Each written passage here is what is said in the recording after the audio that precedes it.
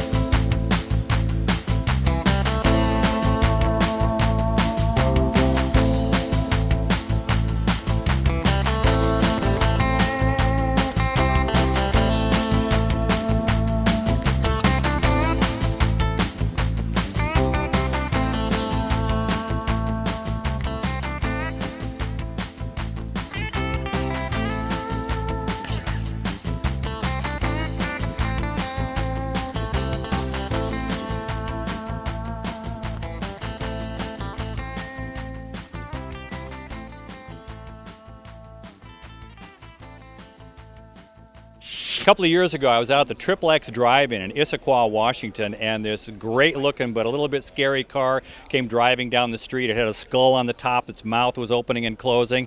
Well, Tom Henschel, it was your car. Tell us about your 1933 Ford. We wanted to build a car that duplicated the cartoon cars that we all built as young boys, and that's what we set out to do. It's a 1933 Ford. Everything is all steel, no fiberglass. And we started with this 5-window that was actually chopped down and Frenched down to a 3-window. Opened up the roof, and we actually drive it with our heads and shoulders sticking out of the roof. This is a 1957 392 Hemi, and the builder down in Lacey, Washington, Bob Beeler, actually pounded the skull out, starting with his wife's walk, is what he formed the skull from. The mouth and the eyes open when you step on the gas pedal, and we can shoot NOS out the nose. The tires are 38-inch truck tires that Les Schwab's recap shop ground down to resemble old slicks. And we also wanted no off-the-counter parts, so most of these parts are all hand fabricated.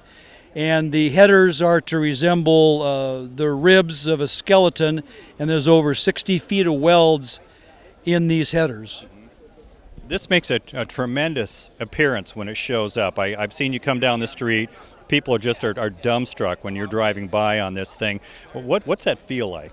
Oh, it's a lot of fun. We built the car to have fun with and to get the smiles from the people's faces. You know, that's what it's all about. Was your builder and you, your collusion on this, it seems like it's walking the fine line between being kind of cartoony but being serious. Don't mess with me. This is a real car. Well, yes, we wanted everything to be, like we said, real steel, true hot rod. We captured that with the old engine and the look and the stance. So we think we achieved that. I think what we're real proud of is the fact that this wasn't laid out on a computer. This was laid out old school way. We mocked the body up on some 2x4s, got the stance, got the look, and we built it from there. Your car is drawing the biggest audience here, really. I've been up and down the street. It's a mile of cars, and this one always has the biggest crowd around it. Well, thanks. It's a lot of satisfaction, and especially the young people. We love to see the kids appreciate the car and kind of bring out, like we said, that cartoon look and bring it to real life.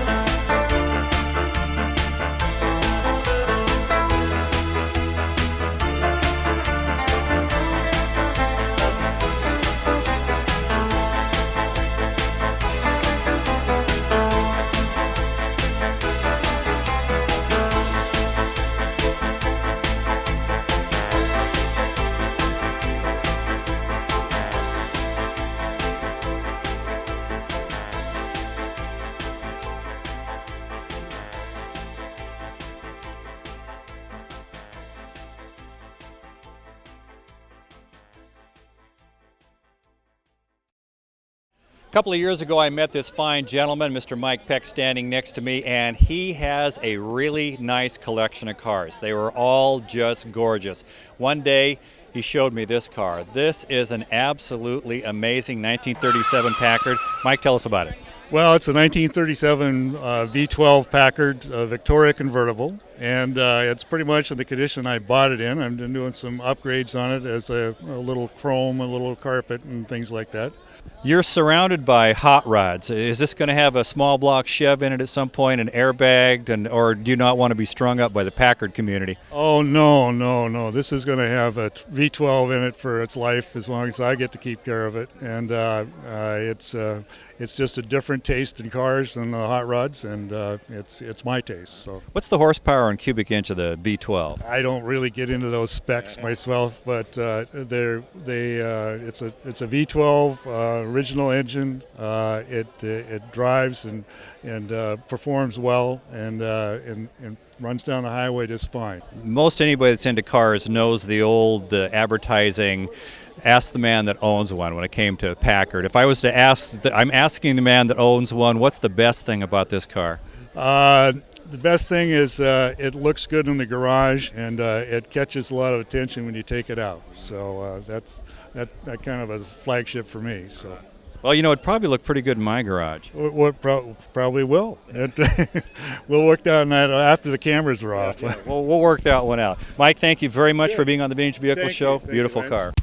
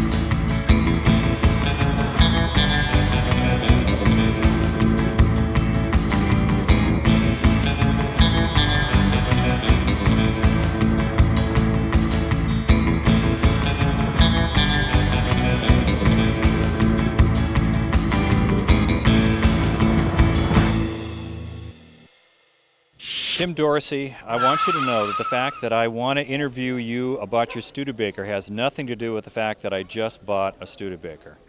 Understood? I understand. I'm a good liar, huh? Tim, tell me about your 62 Studebaker Hawk. This is just breathtaking. I bought this car about 18 years ago, and it's been an evolution. You know, you first start with the mechanics, and you do the body work, and then... and you did that yourself? Yes. And I've always liked the lines of the Studebakers, and it's good to have something a little bit different. What the beauty of this car, I think, is they're so classy looking. This is just really an upscale European Maserati, Ferrari, whatever, disguised as an American car. And I agree. The cars were, you know, they were an upscale car in their day. They weren't an inexpensive car by any means. And then, of course, with the red, you know, it really just pops, you know. Driving this, does it feel like a luxury car or a sports car or a hot rod? A little bit of each of those. Performance is excellent. It's solid, good down the road, cruises 80 miles an hour if I chose to. But it's a fun car to drive. I've often wondered why these weren't the biggest selling car in 1962. They seem to be so much better looking than the competition. Well, again, Studebaker, you know, they were innovative in their designs, and you know, the people loved them or they didn't. The motor that you rebuilt yourself, that you kept in here, tell us, it's an R3, so this is a performer. Right. I didn't want to alter the numbers matching engine that came in the car, so I pulled it out. It's on an engine stand in my garage, and I bought a 63 block and built this from the ground up. If you're going to build a Studebaker engine, and I wanted a little bit more performance, then the R3 is the way to go. Horsepower and cubic inch? 299 cubic inch, and it's about, I'd say, about 325 horsepower. And with the 4-speed and twin traction, it performs really good. Well, from one Studebaker owner to another one, beautiful car.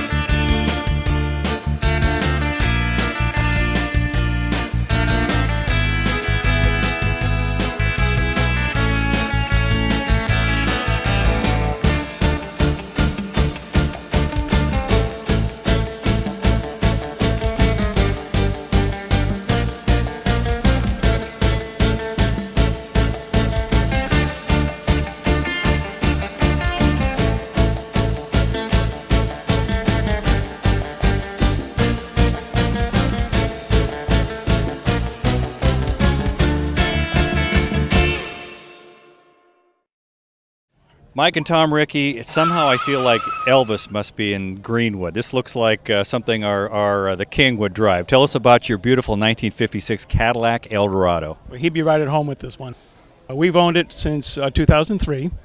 We purchased it from a gentleman up in Victoria, British Columbia, who did all the work, Bill Simpson. And so we're the caretakers of it. And my son Mike has really been instrumental in making sure this thing is spotless. So we just enjoy it. We drive it. It's a good family fun car. Mike, are you turning a wrench on this or pushing a rag around it? What's your dad have you doing? Actually, I am. I help with spark plugs and any wiring that needs to be done. And I'm always learning different things about the car and how to do things correctly. So in case if my dad says, hold this or pull this to see if something's working or not working. And I'm either washing the car or waxing the car or just making sure everything gets clean. Dad's in the house having a beer saying, yeah, you missed a spot there. No, he's usually working himself. You gave us a little bit of the background. What's the power plant in this transmission? And this is, you don't see these cars very often. No, you don't. They made about 2150 is what they made. The Cadillac registry only has about 35 of them, so I'm not sure how many are left. So it's a special edition car. The engine is a 365 cubic inch, 335 horse. It's got factory dual quads, a mild cam, and a hydromatic transmission. The reaction of people, they must be flabbergasted. They are, and it's all ages. I get people that come up and say, I had one of these, or my grandma used to drive one of these, and that's kind of a fun thing. The other thing is the color just blows people away. It's Bahama blue, it's the original color, and people are just drawn to it. It's kind of a carnival-looking car. Is it a type of vehicle that you're floating down the highway and it's just sheer comfort, or is it a little bit of some old technology that's a touch of a wrestling match? It's not a wrestling match. It's very smooth. It has a huge steering wheel, so you can pilot it pretty well. It's got power steering and power brakes. It does float, but when you get on it, those two fours open up, and this thing will throw you back in the seat. Well, Mike and Tom, thank you very much. This is a beautiful car, definitely one of the flashiest here at the Greenwood Show. So thanks for being on the Vintage Vehicle Show. Thank you. Enjoyed it very much.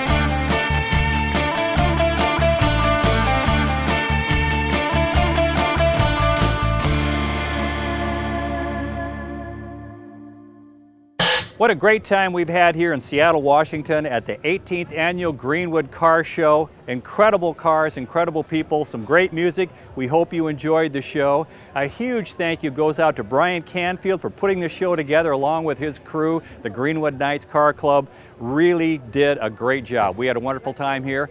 We hope you had a wonderful time, and we'll see you next time. Until then, bye-bye.